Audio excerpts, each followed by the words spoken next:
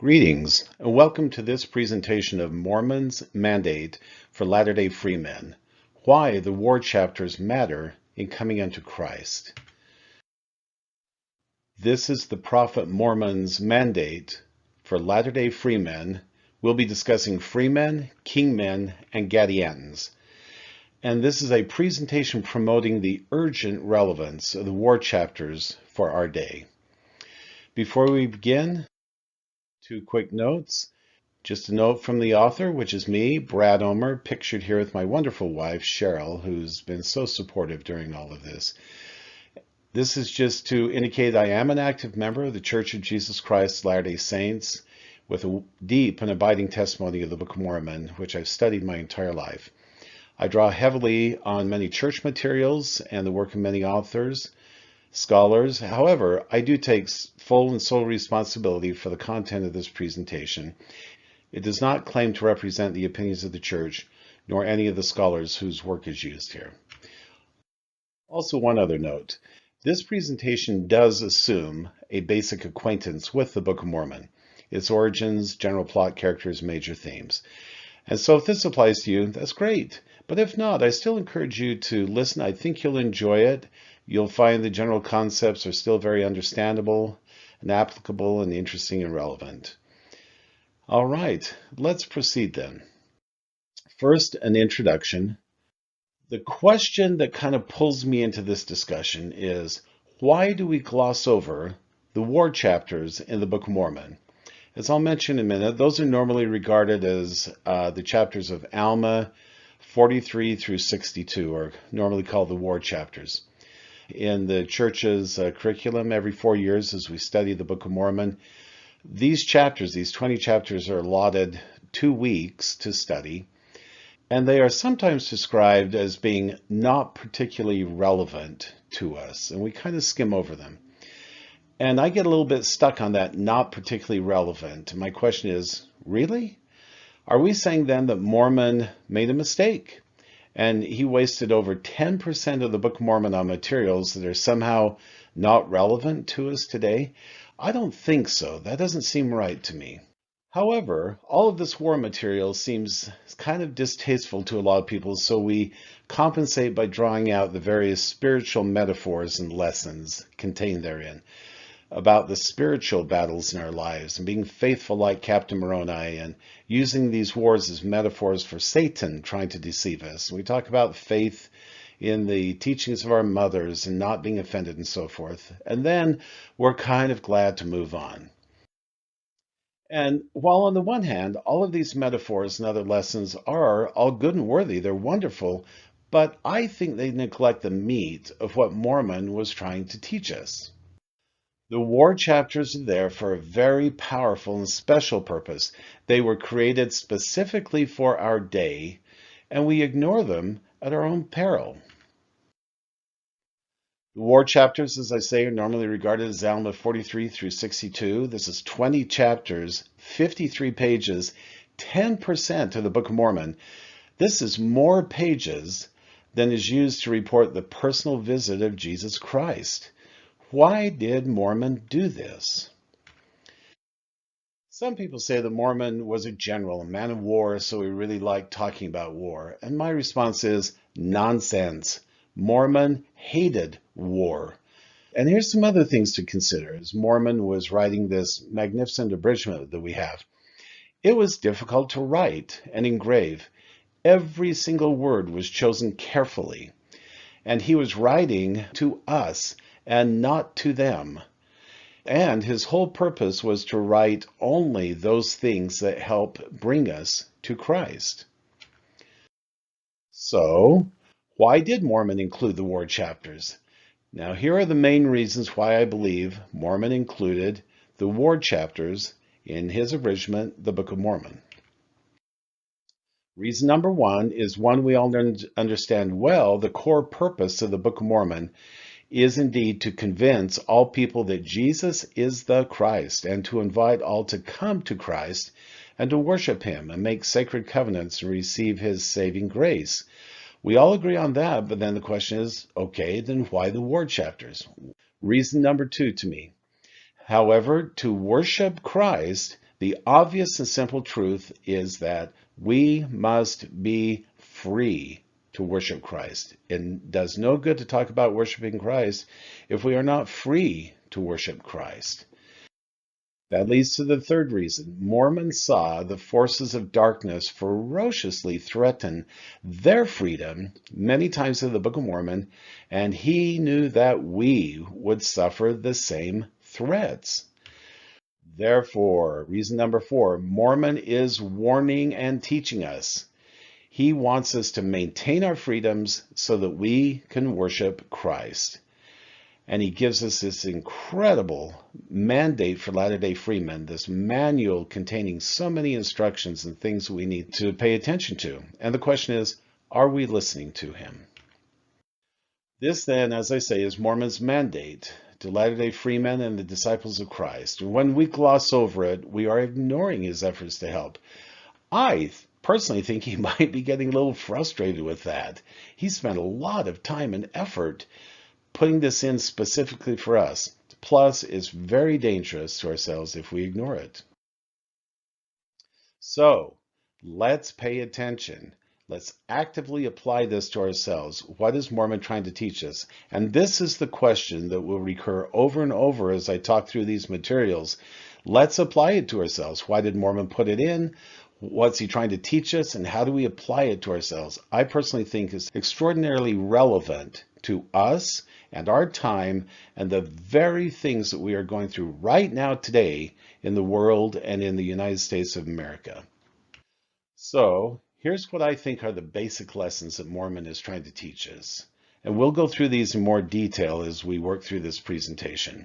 First of all, we must be free to worship Christ, okay?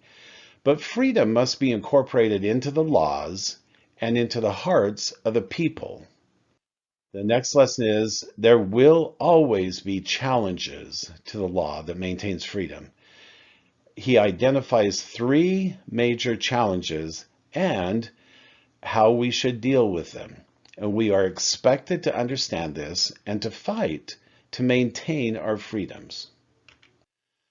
Mormon's lessons regarding freedom of religion, freedom of worship, actually go way beyond just the war chapters. The entire books of Alma and Helaman are saturated with this, and indeed it permeates everything from Mosiah chapter 9 through the entire rest of the Book of Mormon. So half of the Book of Mormon deals with these lessons that Mormon is trying to teach us. In fact, the need for religious liberty is so critical that it's an important element of several non-war episodes. These are all things that we don't associate with war, fine, but they still deal with religious liberty. For instance, Mosiah, when he changed the government from kings to judges, there were several reasons for that, but a major reason was to be able to preserve their freedoms and their ability to worship Christ. We all know the story of when the angel appeared to Alma and the sons of Mosiah, and we think of this as the angel being sent to call them to repentance and redeem them. It had that wonderful side effect, but that was not the main reason. The angel himself declares, I was prayed here by your father and others to get you to quit destroying the church. That was his message. Quit destroying the church. In fact, he even said, if you want to be destroyed of yourselves, fine. Go ahead, be destroyed. But stop destroying the church. Now, it had the wonderful side effect of converting Alma and the sons of Mosiah, and they became incredible spiritual powers throughout the rest of the book. But the first priority was to stop destroying the church. Then, sometime later, when Alma went to preach to the people of Ammonihah, and he was rejected and he was leaving, that same angel came back and said, Alma, return to Ammonihah. And the specific reason that he had for sending him back to Ammonihah was, they do study to destroy the liberty of thy people. That was the stated reason for sending Alma back to Ammonihah. And then, when they went to preach to the Zoramites, one of the major reasons was Alma feared that there would be an alliance between the Zoramites and the Lamanites, leading to tremendous danger of their liberties. And again, all of these episodes have other incredible spiritual lessons, social lessons, so many other things. But running through it all is this critical need of religious liberty. So the absolute critical need for religious liberty is indeed a persistent theme throughout the entire Book of Mormon. Let's now examine each element of Mormon's mandate. And here are the major elements that we are going to examine. We'll talk about the law, then kingmen, then freemen, secret combinations, and the Gadianton robbers or terrorists, and then we'll have a few words to say about kings. The first element that we need to consider carefully is the law, because after all, it is the righteous law that is trying to be destroyed or trying to be defended. So it's important that we first establish the fact that we need a good righteous law to begin with. King Mosiah reaffirmed this law in Mosiah 29 as he changed it from kings to judges.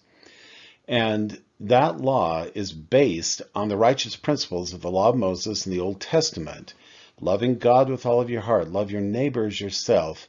And as Christ later said, on these hang all the law and the prophets. And so, on that basis was created law that uses the same Judeo-Christian foundation of love of God and love of fellow man as the greatest basis for civil society, both then and now. Now, it's interesting to note that our Constitution in the United States of America has significant differences from their system of judges. It really is quite different, but it resonates with the basics of the Nephite law, a foundation of Christian morality, which includes personal freedom, but also personal responsibility, fair laws, and fair justice.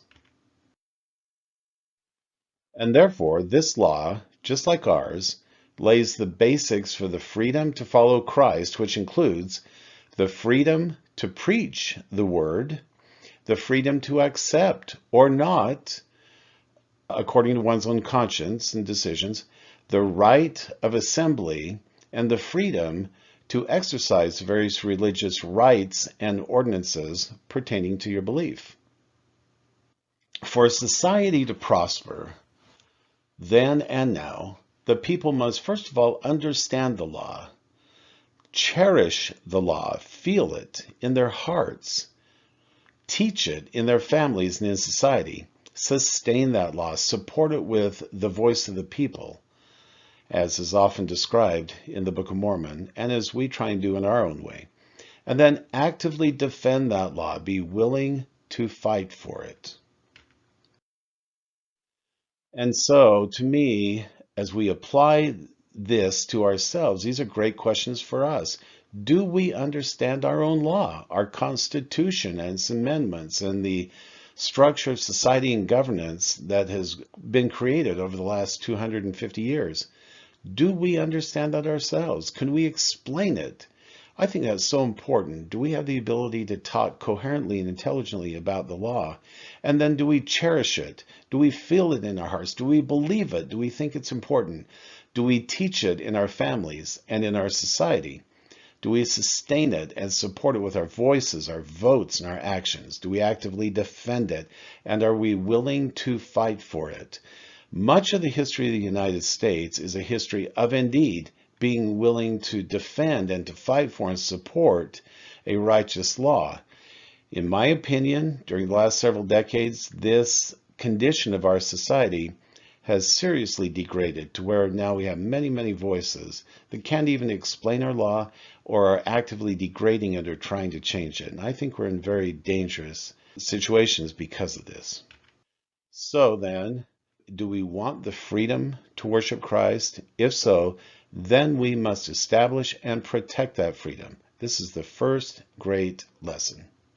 Then, having established a law that guarantees our right to worship Christ, we will now examine the ways by which evil people seek to corrupt and destroy that law and destroy our freedom to worship Christ.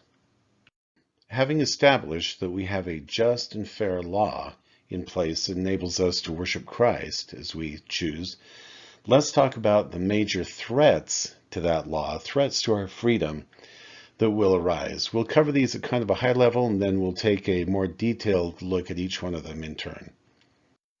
First of all, as we look at the major threats to freedom, we realize freedom has never been easy. Throughout the history of the world is one largely of slavery and dominion and compulsion, with bright spots of freedom here and there.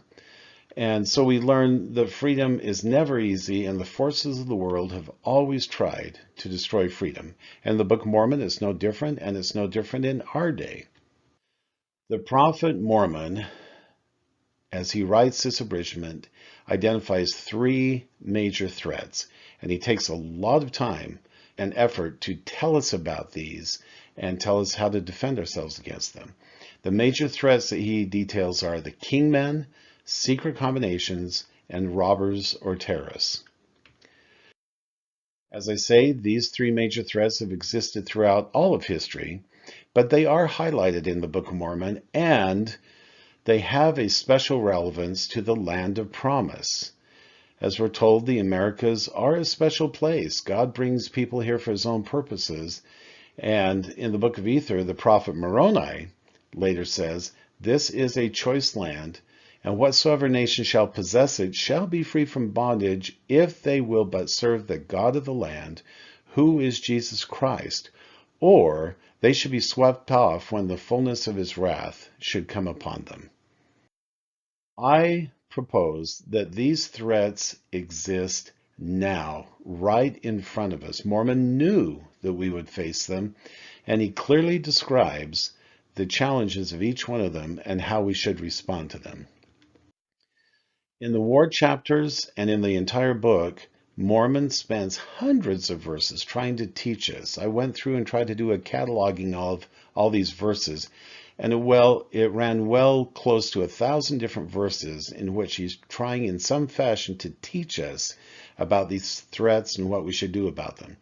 He creates explicit profiles of all the major threats, along with detailed instructions of how to deal with them. Mormon, again, hated war, but he loved freedom. He loved Christ, and he implores us to use our freedom to follow Christ. So now, let's dig into this in a little more detail. These three major threats each have a specific method to destroy freedom. The kingmen, the way they try and destroy freedom is by changing the law and showing open rebellion against the law. The secret combinations, their method is different. They corrupt the law. Keep your law. Don't change the law at all. They just simply infiltrate it under corruption and secrecy and use it to their own ends. And then, thirdly, the robbers and terrorists seek to simply smash the law and replace it with terror and anarchy and take over the pieces. So having established a wonderful law, three different methods are used to try and take away our freedom. One is to change the law, the other is to corrupt the law, the other is to smash the law. And again, in my opinion, we are seeing all of these things happening right in front of us. The Nephites faced all three of these types, but somewhat in sequence. However, I would say that we are facing all three of these at the same time. And therefore, what Mormon has to teach us is supremely relevant and important to us right now, today, this very moment. Now, just to illustrate a little bit of what I'm talking about, let's do a little pop quiz here. When Captain Moroni raised the title of liberty and rallied the people of Nephi, or that is the Nephite nation, he brought them together, and this is in Alma chapter 46. He rallied them together, and it was to march against who or what, and for what purpose. Now, when I ask this to a lot of people, they go, "Oh, well, I think he was rallying the people. Wasn't it to march against the Lamanites?" And the answer is no. The answer is he was rallying the Nephites to march against Zarahemla, his own capital city. Why? To overthrow the kingmen. That is why he was rallying the troops. And in fact, 3 times during his 17-year command, Captain Moroni had to march on his own capital, Zarahemla, to put down the kingmen 3 times. Does this have relevance to us? At least in concept, I think it really does, and we need to pay attention to this. The first major element that we're going to cover in detail now is the kingmen. Again, their method is to change the law to explicitly allow for a king. But if they're denied, they will cause civil war and open rebellion and refuse to recognize legitimate authority. They want a king. The kingmen fill the entire book of Alma, not just the war chapters, but the entire book of Alma. It begins with Nehor right in chapter 1, and then chapter 2, Amlici, who become the Amlicites, the Ammonites, the wicked priests, the Amulonites, Korihor, Zoramites, Amalickiah and his brother Amaron, Pachus, and many other dissenters and kingmen. In some ways, the entire book of Alma is simply the story of the kingmen. It fills the entire book. Mormon goes to great length to give us detailed descriptions of all these different elements, including the kingmen. He spends dozens, if not hundreds of verses describing to us who these kingmen are so that we can very, very clearly understand and have a profile of what to look for. So these are some of the descriptions he gives of the kingmen. They are Nephites. They are insiders. They are citizens of Zarahemla. They're not outsiders. They're insiders. These are they who are of noble birth, as they call themselves, the elite. They consider themselves better, smarter, superior, more capable. They feel entitled to power and rule. Many of them are judges and lawyers, and they're part of the power structure. Now, these are my words from our modern era, but I see them as being part of the establishment or the swamp or the deep state of the bureaucrats. This is what Mormon is describing to us, these kind of people. More descriptions here. They lust for power. They crave a king, and then the ability to share that power amongst the elite.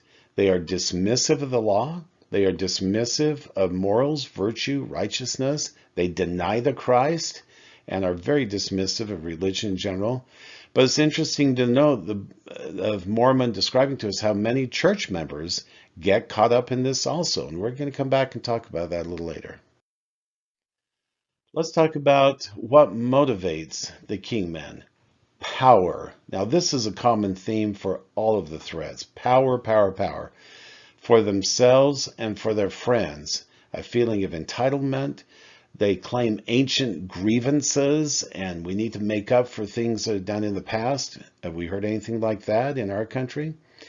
They are strongly based upon hate, the personal wickedness and indulgence without any consequences. They want to do whatever they want and get away with it. They lust for dominion, tyranny, enslavement, and anger and rage towards religion and the worship of Christ. Their beliefs include the doctrines of Nehor. This is introduced in Alma chapter 1. And even though Nehor committed murder and he was executed, his influence acted like a cancer throughout the society for many years throughout this story. And it's a pernicious and ugly doctrine. The priests of that belief should be popular and supported. And to me, that kind of equates to anybody who espouses that belief. The officials, those who preach it, they should be popular, they should be supported. And their belief was that there is no God, there is no Christ, but if there is a God, God favors them and will save them no matter what. And they give an outward hypocritical show of religiousness, if at all. But part of that belief is there is no sin. God will save us no matter what. There's no repentance needed. Therefore, do what you want, and God will say it's okay. Aggrandize yourself. Indulge all your desires and lusts. Destroy and use other people. No accountability. Again, do we hear echoes of any of this in our modern day? How do these kingmen act? They aggressively try to change the law for a king. And again, this is in contrast. Later, we'll talk about the secret combinations that don't change the law, they merely corrupt it. But both methods are very, very dangerous. In the case of the kingmen, they're actively trying to change the law. They seek to overthrow legitimate leaders. They seize illegitimate power and refuse to yield it. When they are denied this effort, they openly rebel. They create their own king. They raise armies. They fight. They cause civil wars, and are constantly working through the methods of lies, deception, treachery, and tremendous hypocrisy. Now, in the Book of Mormon, it talks about how when they are challenged, they flee to the enemies of the Nephites, they stir up the enemies, they incite hatred and war, and they even work to gain control of their enemies through various treacherous means, and they commandeer people and resources to fight against Nephites. They actively promote wars of aggression. They start the wars. Cruelty and murder is the normal thing, and they care nothing for the people, only their own power. So again, as we look at all these things describing the kingmen, how do we apply that to today? And when I say today, yes, today, but really the last 200 years, when we look at everything that's happened since the Restoration throughout the world, we see tremendous good, but we also see tremendous upheaval. I'm thinking of things like the various communist nations, but also the challenges we've had right here in our own country. So as we look over the last couple of hundred years throughout the world and in our country, I think there's tremendous evidence for the impact of the kingmen throughout our world, and it still is an imminent threat. Now, as we talk about the kingmen, I would like to turn to one special case, and this is Amalickiah, who I think is the archetype kingman. Mormon singles him out and spends a lot of time talking about Amalickiah and his brother Ammoron. In fact, he goes so far as to say that he considered that Amalickiah had been the cause of this great and lasting war, which had been the cause of so much war and bloodshed and famine. So in highlighting Amalickiah, again, Mormon is trying to teach us this is the kind of person to be watching for.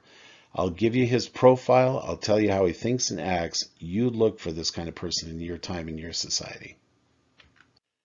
Amalickiah first appears in Alma 46, verse 3, and is killed in Alma 51:34, just 5 chapters later. And yet, Mormon gives an enormous amount of information about him and warns us we also see the great wickedness one very wicked man can cause to take place among the children of men. Mormon is giving us great detail about Amalickiah in order to teach us why. Let's examine that and apply it to modern days. Here are the descriptions of Amalickiah that are explicitly given by the prophet Mormon. Again, he's a Nephite. He's probably of the elite noble class. He's a leader of the Nephite dissenters and rebels, a large and strong man. He's hungry for power, great flatteries, very eloquent, a very powerful personality, undoubtedly very charismatic. He hated the prophets and sought to destroy them and their brethren. He was exceedingly wroth against the law and righteousness. He wanted to be king, and his followers wanted him to be king. Many of his followers, as we've talked about before, were the lower judges of the land, the bureaucrats, the power structure. They wanted to share that power. If they made him king, he would make them rulers. He led his followers to great dissensions, and again, many in the church believed the flattering words and dissented and followed this Amalickiah. He caused the affairs of the Nephites to be very precarious. He was a very cunning device, flattering words, lies, and deceit led away the hearts of the people to do wickedly. He sought to destroy the church of God and the foundation of liberty. Again, these are just nearly verbatim elements that Mormon keeps telling us about this man. Part of the history is that Moroni came to Zarahemla to put Amalickiah down by force. At the point of a sword is the only way he was able to beat Amalickiah. And many of the church followers began to doubt, or many of the followers of Amalickiah began to doubt the justice of their cause. And Amalickiah and a close circle of henchmen, they were able to escape and fled to the Lamanites, where he stirred up the Lamanites, flamed hatred, gained partial command of the armies, and then, using every device of deceit, lies, flattery, beguiling, fraud, cunning, intrigue, poisoning, murders, and help of henchmen, he became the king of the Lamanites. He and his followers became hardened, impenitent, more wild and wicked and ferocious than the Lamanites, indolent, lascivious, entirely forgetting the Lord their God. He inspired the hearts of the Lamanites against the Nephites. He appointed men to speak from the towers against the Nephites. He sought to reign over all the land of the Nephites and Lamanites, hardened the hearts of the Lamanites, blinded their minds, stirred them up to anger, gathered a huge army to battle the Nephites, and he was determined to bring the Nephites into bondage. He appointed the hardened dissenters as his captains and sent his armies into battle. At that time did not lead them personally. And when his armies failed, he was exceedingly angry and cursed God and swore an oath to drink Moroni's blood. When a new group of kingmen caused trouble in Zarahemla, he launched another wave of offensive battles, and this time he led them personally. He took possession of many cities, slaughtering the inhabitants. He cared nothing for the people on either side. He was finally thwarted by Teancum, one of the great heroes of the Book of Mormon, and indeed was assassinated by Teancum, after which he was succeeded by his brother Amaron, who was every bit as rotten as he was. His horrifying wicked ambitions were the source of staggering afflictions to the Nephites and the Freemen, painstakingly detailed by Mormon. What does Mormon expect us to learn from this? By the way, here's an interesting little side note I want to bring out. During all of the Nephite struggles, the Lamanites are never blamed by either Captain Moroni or the Prophet Mormon or any of those writing about this. The Lamanites, even though they were part of this, are never blamed. Mormon clearly states that the two main causes of all their problems were, number one, themselves. Their lack of a full commitment to Christ. They first needed to work on their own righteousness and the strength of their own society. And then the second major element was the kingmen and the dissenters, rotting from within. These were the active agents of their problems. And here, this really resonates with a quote that Abraham Lincoln gave in a talk during the middle of the Civil War. He said, he talked about the strength of the Union and that no nation in Europe could ever come across the ocean and conquer us. He said, as a nation of freemen, we must live through all time or die by suicide. That was the only way Lincoln could see that we would ever be conquered, was defeating ourselves. Same thing with the Nephites, same issues and challenges and problems right now here in our country today. So the kingmen, as we look at what they did, what are the results? The results are that the freemen were then obligated and forced to fight back and defend themselves. There were brutal, devastating wars, tremendous hardships. The kingmen were beyond reason or negotiation. You couldn't talk them out of this. There was not diplomacy. There was not bring them to the table unless, they were beyond reason or negotiation. The only option for the Nephites was to defeat the kingmen and bring them to unconditional surrender. The effect on the Nephites in their country, and again, we have to look how may this apply to us or has applied to us. There was the corruption within, repeated attempts to subvert and destroy the government, armed conflicts, civil war. There was the warfare from without, repeated waves of Lamanite aggression, always incited by the kingmen, which caused tremendous extremes in the Nephite society, great suffering, and yet periods of peace and prosperity also. The impact of this was both humbling and hardening the people of Nephi, a time of great extremes. As I mentioned before, how do we then apply this to today? What is the relevance for today? Since the Restoration, can we identify the actions of any kingmen throughout the world and in the United States? I believe the answer is yes. And any review of history should bring up many, many examples of this. Do we see it today? Do we see this kind of influence today, both in the world and in our own country? Again, my opinion is yes, we do. And it's our responsibility to see that and do something about it.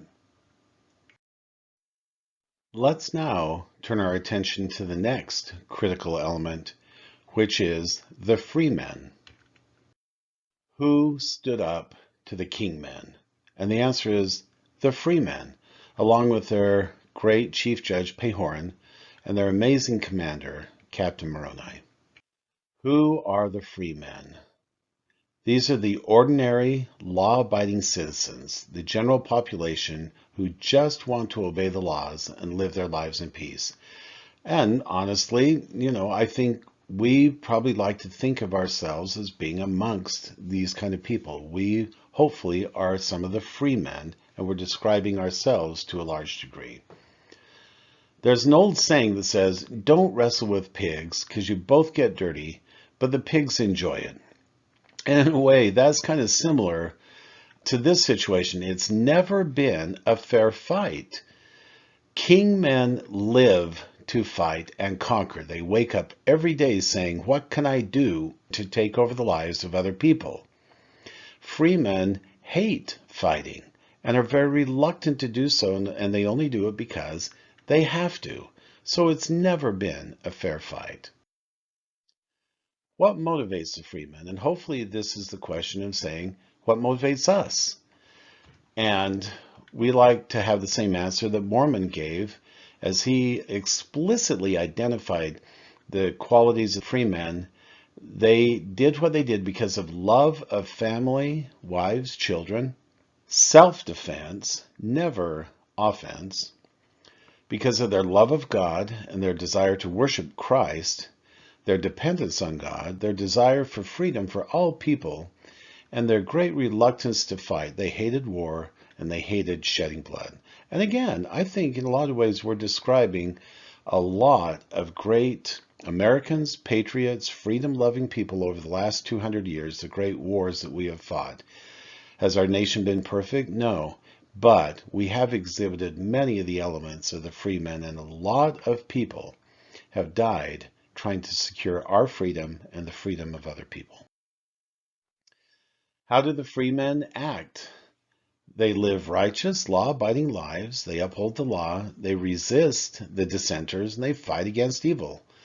They rally to follow righteous leaders, and again, they're willing to fight defensive battles, but they will cease fighting and forgive their enemies at the earliest opportunity. This is such an interesting aspect of free men, is they do not seek to imperialize, to conquer other nations, to rule them, and so forth. They seek to free them, but then will forgive their enemies and become their friends as soon as they can. They call upon God and give God the credit for the results of their great work. And they support legitimate positions of power. They hold legitimate positions of power, and then they properly relinquish those legitimate positions of power when they are finished with their time. What do the free men believe? Freedom. Sustain the righteous law. They do not seek for power or dominion. Faith in God, dependence on God, hate shedding blood, and they are accountable to themselves, to society, and to God. The results from the point of view of the free men are they have the courage to fight brutal wars and endure horrible conditions, but in the end, they are victorious even against overwhelming odds. They do stress their own need for repentance and righteousness. Ultimately, they are able to obtain and enjoy happiness and peace in their society, during which many hearts are softened by the tribulation. Having compared the king men and the free men, it seems easy to apply this to our time, right? And my thought is, be careful. There are many stark differences between the free men and the king men, but there are also many apparent similarities, and this is where we have to be careful. Both the free men and the king men seem to show these attributes. Both of them assert claims to the right of ruling. Both of them use power and force.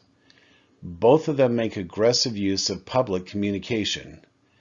Both of them have powerful armies and military strategies.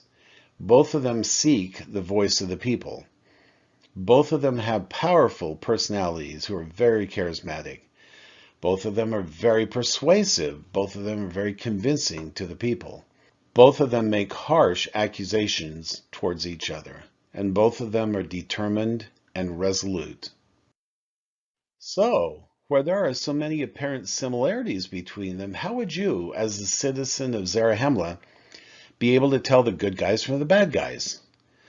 We must be willing to do the hard work of learning the guiding principles and look more deeply at these leaders to determine their true nature. Let's look at just one example. And once again, we stress this is very applicable to today's world too. Here is one example of that list of 8 or 10 different apparent similarities. Let's look at just one of those, considering the use of force and power. Both sides used physical force and power. Okay, so then what is the difference between the good guys and the bad guys? I say the critical difference is the good guys used legitimate force. It was by the voice of the people, always within the boundaries of the just law. They did use force, but they used it in a just and righteous way. The bad guys, the kingmen, their use of power was illegitimate, usurped, illegal, immoral, breaking the law in defiance of the will of the people. And again, we need to do the homework to be able to intelligently discern the difference of these kinds of things to properly distinguish the kingmen from the freemen. Now, as we talk about the freemen, we've given our basic profile of them, and we hope we resonate with that a little bit, and they were amazing. But there's 3 special cases I'd like to talk about in a little more detail. One is Captain Moroni, then the Chief Judge Pehoran, then the 2060 Stripling Warriors. Captain Moroni. Just as Amalickiah was the archetype kingman, Captain Moroni is the archetype freeman. In fact, the prophet Mormon lavishes praise on Captain Moroni above and beyond almost any other person in the Book of Mormon. Even to say, if all men ever would be like unto Moroni, the very powers of hell would have been shaken forever. This is the prophet Mormon, I think, kind of yelling at us, say, look, I'm putting in front of you the greatest example of a freeman that I can find. Please, please pay attention to what I'm telling you about this man and apply it to your day. Captain Moroni, here we go. The archetype freeman, just as Mormon gave us detail about Amalickiah, he gives us a lot of detail about Captain Moroni. Why? Mormon had such an admiration for Captain Moroni, they'd likely named his own son, the prophet Moroni, after this great leader. He also gave Captain Moroni the highest praise of any person, which we mentioned in the previous slide, and admonishes every one of us to be like that. Mormon included almost 3,000 first-person words from Captain Moroni, almost as many as Samuel the Lamanite, and slightly more than Abinadi. That is a lot, and we'll come back and talk about that again in a minute. Mormon included a very long list of the attributes of Captain Moroni, and it's obvious that Mormon considered this extremely important and of critical importance to our study and emulation. Let's review it, apply it to ourselves and to our modern leaders. Here is from the extensive list that the prophet Mormon gave us about this great man, Captain Moroni. He was a strong and mighty man, a man of perfect understanding. He did not delight in bloodshed. Rather, his soul did joy in the liberty and freedom of his country and his brethren from bondage and slavery. His heart did swell with thanksgiving to God. Captain Moroni labored exceedingly for the welfare and safety of his people. He was firm in the faith of Christ. He had sworn with an oath to defend his people, their rights, country, religion, even to the shedding of his own blood. He gloried in doing good, preserving his people, keeping the commandments, resisting iniquity. He did indeed, Captain Moroni, occasionally feel righteous anger towards his evil enemies. But immediately he was willing to forgive them when they would stop fighting and repent of what they were doing. He was a powerful leader and communicator. He obeyed and upheld the righteous law. He was personally righteous. He sought for and followed prophetic guidance. He was fearless. He was tireless.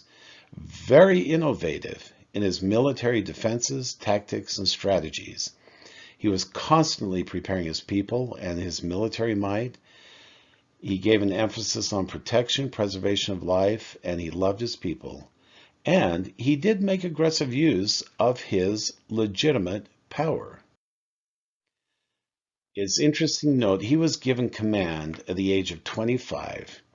He commanded for about 17 years, so therefore most of these wars were fought while Captain Moroni was in his 30s. It's interesting to think of him as such an incredibly, I think, kind of a young man, but so powerful and strong and capable at that time. At the end of the war, he properly relinquished his power and retired to his home, and he was only about 43, and this came at great personal sacrifice. He did not profit from his position. The command went to his son Moroni, who must have also been a young man, and Captain Moroni died just a year or two later, having spent his life in the preservation of his people. Now, back to his personal words. Mormon preserved a lot of Moroni's verbatim speeches and letters, and as I mentioned before, even more words than we have from Abinadi. I think that's amazing. Why would Mormon go to the trouble? And his personal words include things like the title of liberty, his rallying cries, his speeches to conquered enemies, his letters to enemy leaders, his letters to his own leaders. Why? I believe as Mormon wanted to teach us critical principles and to clearly illustrate what our leaders should be like, what they should sound like, how they should think and feel and act and speak and command. Here's just two small examples of this. In Alma 46, the title of Liberty episode, analyze how many doctrines, principles, and practices are expounded during this chapter as we hear so many of the words of Captain Moroni, and just focus on the word covenant. It is used 7 times in this chapter. I think there's some critical principles that Mormon is trying to teach us here. Another example is in Alma chapter 60, Moroni's epistle to Chief Judge Pehoran.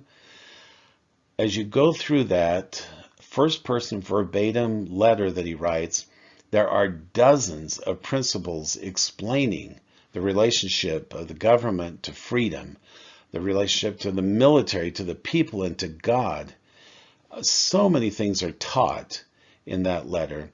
And then I love the tone of Moroni's speech. It is priceless. It is very measured and very responsible, but it is not politically correct.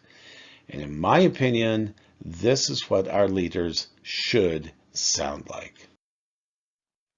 Now, having talked about Captain Moroni, let's turn just a few moments to these other examples, one being Chief Judge Pehoran. To just note, he was a powerful freeman too. He stayed true. He would not change the law, even under intense pressure and even under battle situations and great threats to his own personal safety and life. He was sympathetic and supportive to Moroni. He did not take offense at Captain Moroni's frustration. He too made full use of his legitimate righteous power, and he was humble and strong and determined. Once again, these are elements that are put in front of us to compare to our own leaders today and be able to make a wise discernment. And the 2060 Stripling Warriors, we talk about these incredible young men a lot. So I just in highlight, once again, the many lessons we've heard before. Their rock solid faith in God. They were taught by righteous parents and believed them. And then I love this phrase, they performed every command with exactness. Nothing doubting, they were strong, no fear, courageous. Once again, tremendous examples put in front of us for us to understand and to live. The conclusion then, as we talk about kingmen and freemen, at great cost, the freemen defeated the kingmen. There were brutal battles, but necessary. They avoided bloodshed whenever possible. And though largely defeated, the effect of the kingmen and wicked dissenters continued to be felt through the rest of the Book of Mormon. We ask ourselves, what are the lessons for today? Again, Mormon gives us hundreds of verses explicitly contrasting the freemen and the kingmen and creating profiles that we can use today. There are several times where he'll explicitly say, here's the kingmen, here's what they're like, and he'll give us 2 or 3 verses with practically a checklist. And then he'll say, okay, here's the freemen, and give us 2 or 3 verses with a checklist. He explicitly does that several different times. And I think we need to pay attention to that. Use these profiles, compare them to current people of power, and find the true freemen and support them. Let's now look at the next critical element, which is the second major threat to our liberties and our freedoms, secret combinations. The second great threat, secret combinations, and again, their main method is they don't change the law, keep your law, fine, have whatever law you want, but rather they infiltrate the power structure secretly and corrupt it from within. They use legitimate positions to exert illegitimate power. They don't change the law, they just use it and ignore it. Secret combinations exist in Helaman through the end of the Book of Mormon. They are the most insidious and destructive poison in all of the Book of Mormon. By the way, the kingmen were horrible, they're terrible, and we need to watch for those. But in some ways, the secret combinations are even worse. They completely destroyed the Jaredites, the Nephites. It was introduced by Kishkumen and Gadianton. They infiltrated the government and eventually destroyed it. And after Christ, it arose again, corrupted the society, and led to the complete destruction of the Nephites. This is a horrifying cancer upon the society. And the prophet Moroni's explicit warning to us is, secret combinations are most abominable and wicked above all in the sight of God. And they have caused the destruction of this people of whom I'm now speaking, which were the Jaredites, and also the destruction of the people of Nephi. And he warns us, whatsoever nation shall uphold such secret combinations shall be destroyed. Wherefore, O ye Gentiles, he's talking straight to us, suffer not that these murderous combinations shall get above you, which are built up to get power and gain, and the work of destruction come upon you to your overthrow and destruction, if ye shall suffer these things to be. Can we have a stronger warning than that? And he goes on to say, wherefore, when ye shall see these things come among you, that ye shall awake to a sense of your awful situation, because of this secret combination which shall be among you. For it cometh to pass that whoso buildeth it up seeketh to overthrow the freedom of all lands, all nations, all countries, and it bringeth to pass the destruction of all people. For it is built up by the devil, who is the father of all lies. These are incredible warnings given to us by Moroni. And one more. Jesus Christ hath shown you unto me, and I know your doing. Why do ye build up your secret abominations to get gain? The sword of vengeance hangeth over you. These are all rather frightening to me. Moroni is being so clear, so direct, and strong. We have to pay attention to this. In fact, many Latter-day Church leaders have explicitly stated that the secret combinations are here and that we must act. Joseph Smith, in the Doctrine and Covenants, Evil Designs in the Hearts of Conspiring Men. Brigham Young, Gadiant robbers are ready to lead astray the saints. John Taylor, you can see these quotes. Joseph F. Smith, Heber J. Grant, David O. McKay, Ezra Taft Benson. Secret combinations are increasing in influence, and many others. These have been here, they are here, and they're getting worse. And as Moroni says, if we don't pay attention, we will be destroyed. Who are these secret combinations? Again, the Book of Mormon gives us an amazing amount of information. Once again, these are citizens of the country, the insiders, the members of the elite. These are those who have access to power and position, tight circles of family and friends that they work with. And their motivations, again, of course, power. Power and dominion, no accountability, no consequences, commit all manner of wickedness, murders, robbing, plunder, steal, gain, whoredoms, adultery, lying and deceiving with no consequences, protecting themselves. They seek to destroy legitimate leaders. They destroy the liberty of the people to get gain and glory of the world.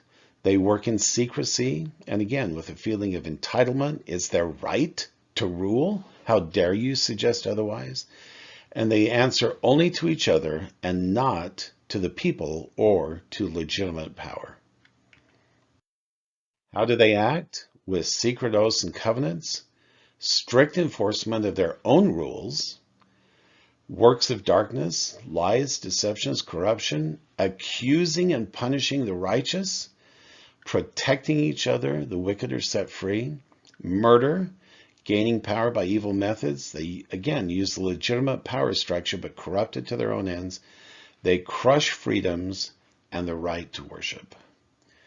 Do you feel any resonance between any of this and what's happening in our society today? I think I do. I think we receive these warnings for a reason. The results are that the government is corrupted. The guilty are protected, the innocent are punished, freedoms are lost, evil works become prevalent, the government's eventually destroyed. And if the people are able to find them and drive them out, then they simply become, they don't go away peacefully, they become the robbers, Gadiant robbers, or the terrorists. How did the Nephites fight back against this? First of all, recognize and admit that they are here. And identify, find, and punish who you can. Publicly identify them as much as possible. Imprison them. And if possible, preach the gospel to them. But if not possible, drive them out. And when you do, they turn into terrorists.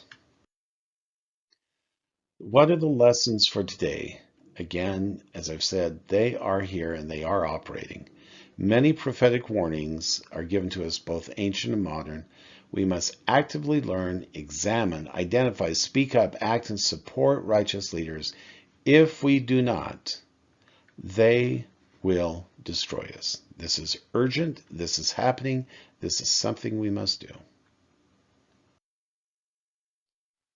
Let us now turn our attention to the third major threat to our liberties and our freedoms, and that of terrorists and robbers.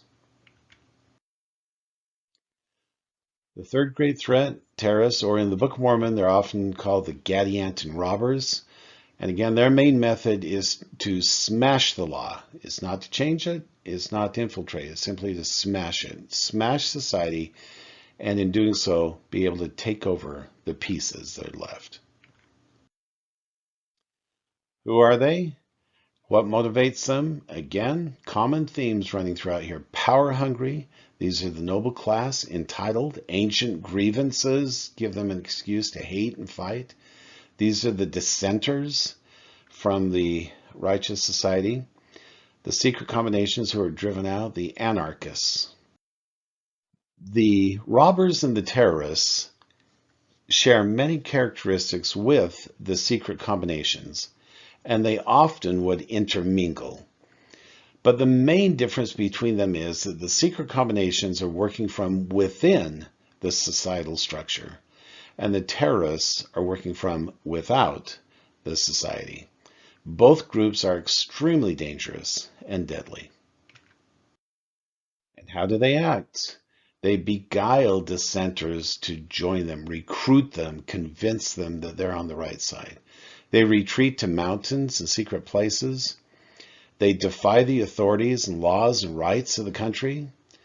They use guerrilla-style attacks, murdering and plundering, and seek to destroy society's structure and to install their own king and their own authority. How do the Freemen respond to this?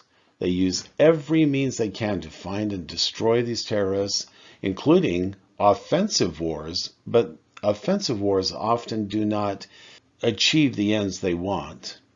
Therefore, sometimes they have to simply use defensive battlements. In the Book of Mormon, they created kind of a reverse siege. They brought everybody together, had enough supplies for 7 years, created a defensive area, and they starved out the terrorists as they fought them.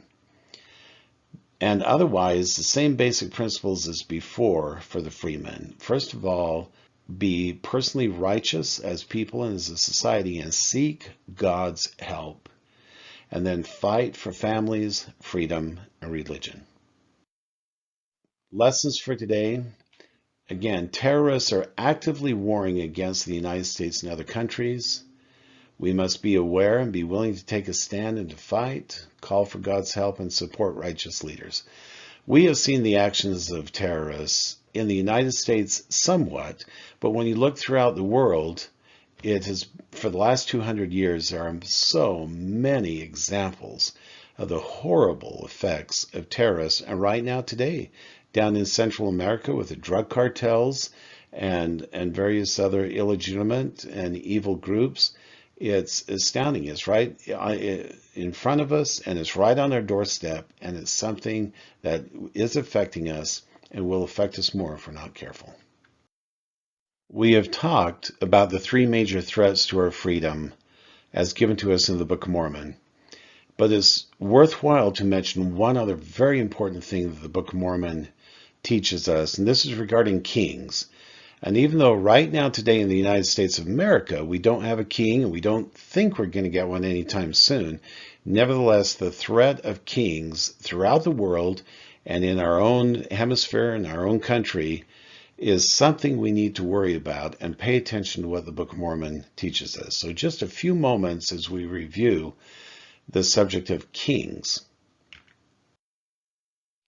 The 4th possible threat is that of king, and Mormon warns us about this. And they go by many names, of course: tyrants, dictators, monarchs, despots, oligarchs. All of these are various forms of kings. Do we see any of this in the world or in recent history? All over the place. And we have to be so careful this does not enter into our country. The Nephites did indeed live under righteous kings for about 400 years, but Mosiah could see that era coming to a close and said, "If it were possible that ye could always have just men to be your kings, it would be well for you to have a king." But he and others acknowledged it usually doesn't happen that way. In fact, most of the time, kings tend towards evil.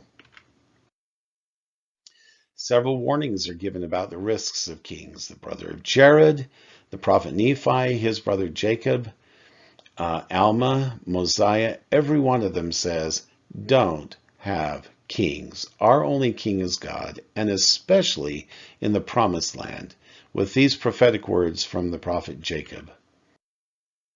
But behold, this land shall be a land of thine inheritance, and the Gentiles shall be blessed upon the land. And this land shall be a land of liberty unto the Gentiles, and there shall be no kings upon the land, who shall raise up unto the Gentiles.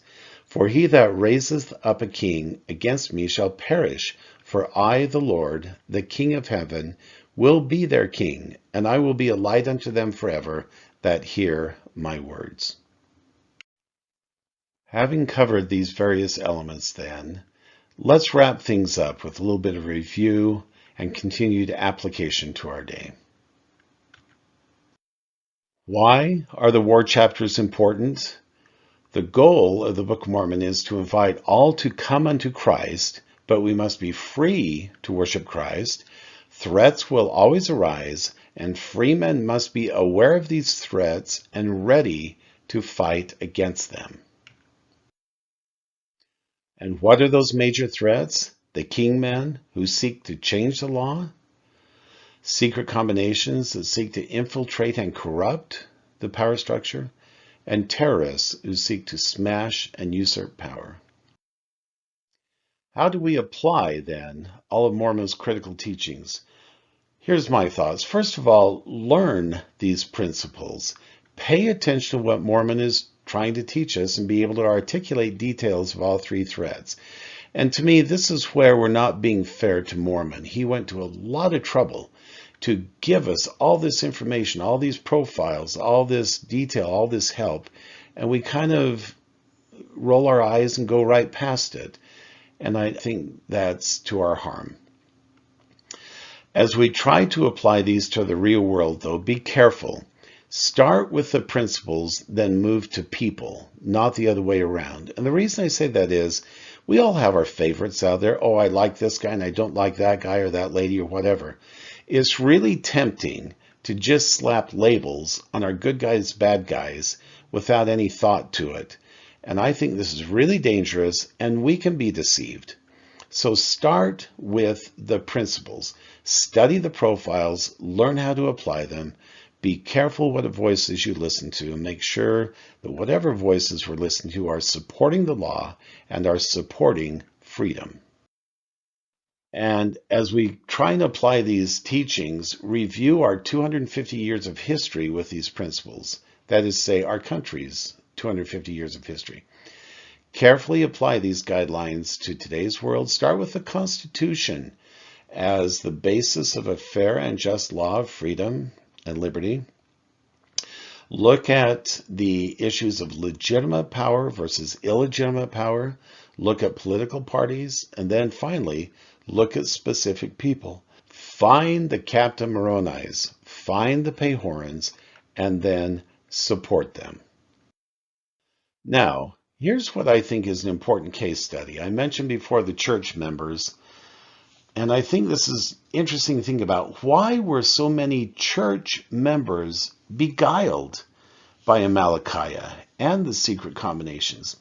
Mormon paints the picture of the kingmen and the freemen, Captain Moroni and Amalickiah, in such strong terms, kind of black and white. And from our point of view, it seems really, really obvious who we should support and who are the good guys and bad guys and all that kind of stuff. And yet, he specifically records people are confused. There were a lot of good people, including church members, who were beguiled by Amalickiah and the secret combinations. Why were they confused? And what could the good people have done differently to choose better? And that, of course, leads immediately to the question, what can we do to make the right choices, to make sure that we are not confused between the Amalickiahs and the Captain Moronis of our day? We have to be really careful because we can be beguiled just like the people then. We've got to be very careful. Therefore, what is our duty? Listen to the war chapters. Don't just pass over them. Listen to them. Listen to the prophet Mormon. Take him seriously. Take him literally. Understand this and apply it, and support today's Captain Moronis and defend our freedoms. The final conclusion of this is the war chapters are extremely relevant to us and to our day. Mormon was very serious about all of this, and we should be too. Thank you for being part of this presentation of Mormon's Mandate for Latter-day Freemen, Why the War Chapters Matter in Coming Unto Christ. Thank you for joining us today.